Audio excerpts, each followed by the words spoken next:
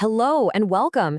In this explainer, we're going to walk through a strategic guide for how to review, select, and ultimately implement digital collaboration technologies. We'll be basing our analysis directly on the provided source materials, breaking the whole process down into clear, actionable phases. So here's how we've broken it down. We're looking at 5 distinct phases that will guide us through the entire life cycle, from start to finish. All right, let's jump right in with phase 1. So, phase 1 is all about getting a handle on where your organization is right now. Before you can even think about new solutions, the research is really clear on this. It's absolutely critical to do a thorough review of the digital technologies your business is already using to collaborate.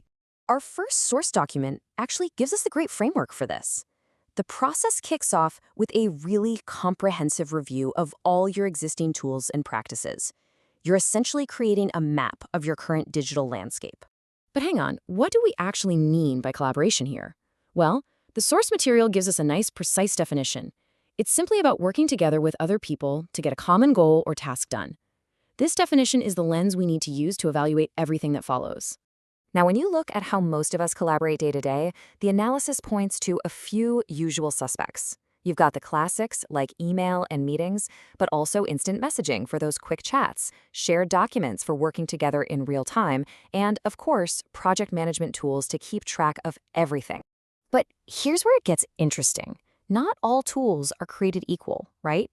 The source gives us this fantastic side-by-side of Slack and Microsoft Teams to show what I mean. Slack, for example, is brilliant with its channel-based communication, which is perfect for focused team talks.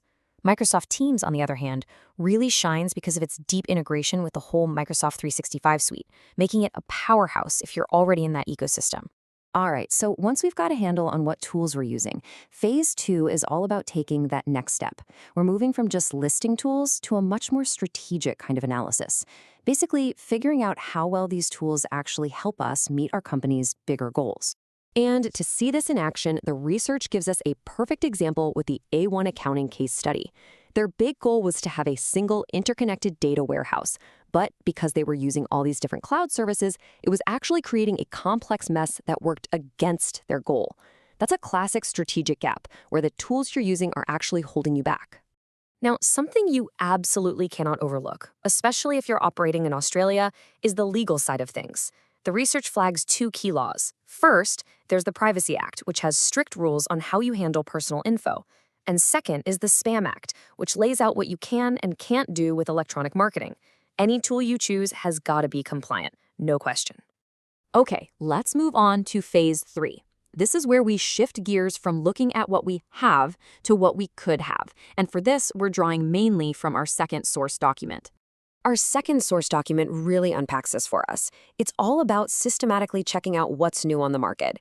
The analysis also makes a strong point about talking to specialist advisors to make sure you're making a really informed decision. So you might be asking, why bother? What's the real payoff?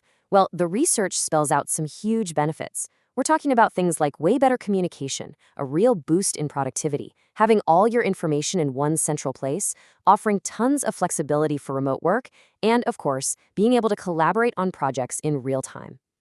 And this isn't just theory, right? The source material points to Telstra as a fantastic real-world example.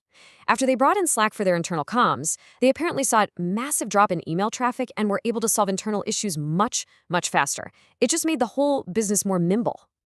So, you've explored your options, you've got some great ideas, now what? Well, that brings us to phase 4, and this is a big one, building a solid business case. According to our second source, this is where a great idea turns into an actual funded project. And a good business case has a pretty clear structure. The analysis breaks it down into these key parts. This structure, from that quick summary at the start all the way to the risk assessment at the end, is designed to build a clear, logical argument for everyone involved. It answers the big questions. Why this? And why now? Now, at the heart of any business case worth its salt is the cost-benefit analysis. The source material gives us a framework for this, which really helps you get a handle on the numbers.